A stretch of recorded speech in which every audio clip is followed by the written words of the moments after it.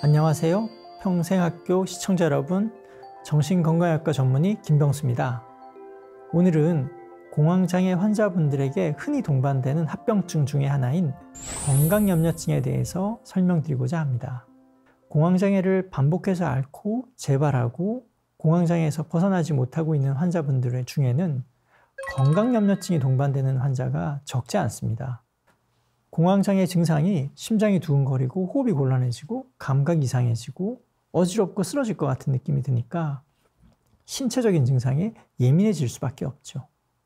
또 그러다 보면 건강에 대한 과도한 집착이나 염려가 수반될 수밖에 없습니다.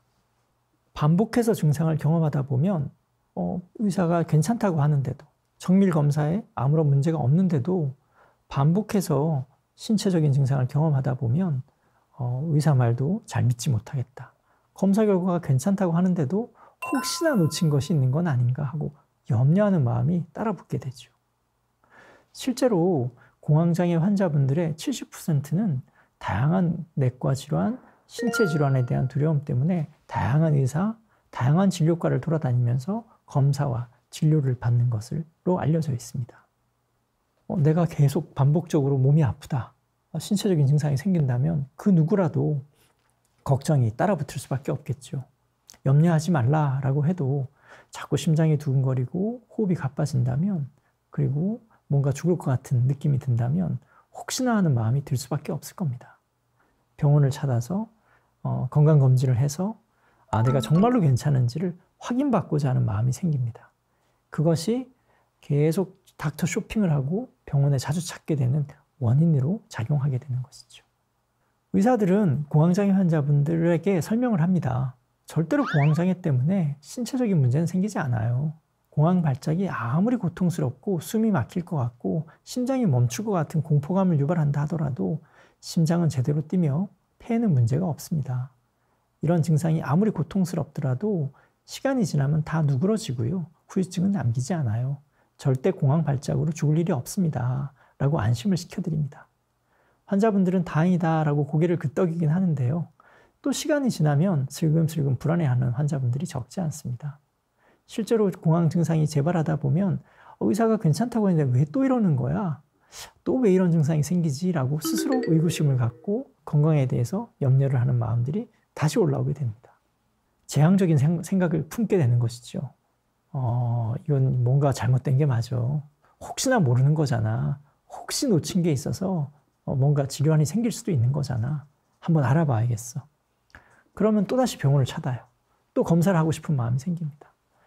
요즘은 의학 정보가 미디어 혹은 인터넷에 많이 노출되어 있으니까 그런 건강과 관련된 정보들을 자꾸 찾아보려고 하는 마음들을 갖습니다.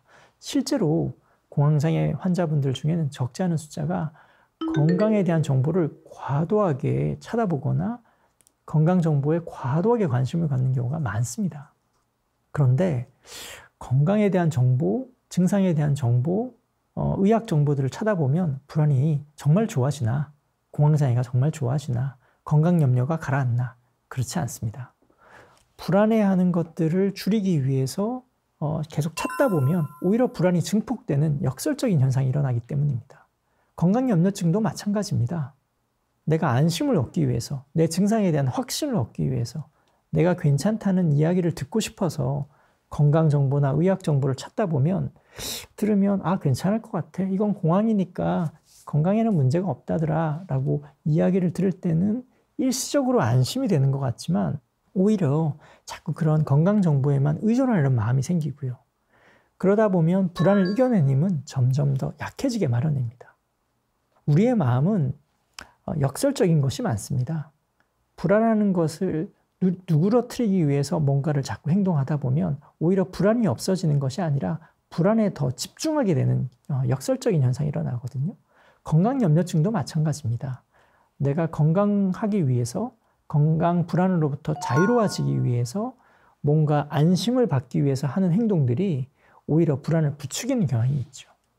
그래서 건강염려증에 시달리고 있는 공황장애 환자분들에게 1차적으로 공황장애에 대한 증상과 원인과 치료와 그리고 그 결과에 대해서 잘 설명드리고 안심을 시켜드리고 나면 불필요하게 병원을 방문하거나 과도한 검사하는 것들을 삼가라고 말합니다. 동시에 그와 관련된 정보를 과도하게 취하려고 하는 행동도 멈추라고 알려드립니다. 그런 과정에서 오히려 더 감각적으로 예민해지고 불안에 집착하고 건강에 집착하려고 하는 나쁜 습관이 생겨나기 때문이죠. 만약에 건강 염려가 다시 떠오른다면 공황 발작이 아니라 공황장애라고 이야기를 들었는데도 불구하고 나는 뭔가 정말 심장에 문제가 있고 뇌졸중이 걱정이 돼. 아니야, 폐에 뭔가 문제가 있을 것 같아. 라는 식의 건강 불안이 누그러들지 않는다면 자기 마음을 잘 다스릴 수 있는 훈련에 집중하시는 것이 중요합니다. 가장 첫 번째는 알아차리는 것입니다. 공황장애와 마찬가지로 건강불안도 이것이 건강불안이로구나 라는 걸 알아차리는 것이 중요합니다. 이게 심장마비가 아니라 내가 불안으로 인한 과도한 반응이구나. 과잉 염려구나. 조금만 심장에 압박감을 느껴도 심장마비라고 해석하는 나의 재앙적인 사고가 원인이로구나 라고 자신의 감정 반응, 사고의 반응, 증상에 대한 대처 행동을 점검하는 것이 가장 첫 번째입니다. 알아차리는 것이 가장 중요한 겁니다. 건강 불안이로구나. 재앙적으로 해석해서 그런 거구나. 신체 감각을 내가 예민하게 해석해서 이런 문제가 생기는 거로구나 라고 자신의 반응을 알아차리고 인식하는 것이 치료의 대부분이라고 해도 과언이 아닙니다. 이런 해석들을 알아차리는 방법을 알려드려도 환자분들은 잘 시행하지 못하는 경우가 많습니다. 왜냐하면 불안이 증폭될 때는 알아차림이 어렵기 때문이죠. 그래도 그럴 때마다 이건 재앙화 사고야. 건강 불안이야.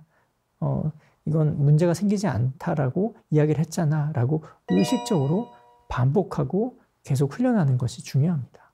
한두 번 하고 알아차림이 한두 번으로 끝나는 것이 아니고 매번 불안이 올라올 때마다 재앙적 사고구나. 내가 과도하게 염려하고 있는 거구나. 벗어나자.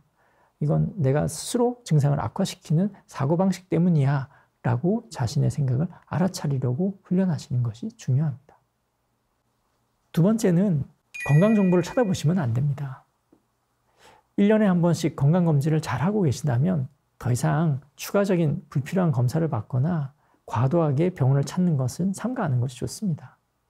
그 사이사이 동안에 미디어를 통해서 인터넷을 통해서 TV 프로그램을 통해서 자꾸 관련 건강 정보를 확인하려고 하고 이야기를 드리려고 하는 것은 도움이 되지 않습니다.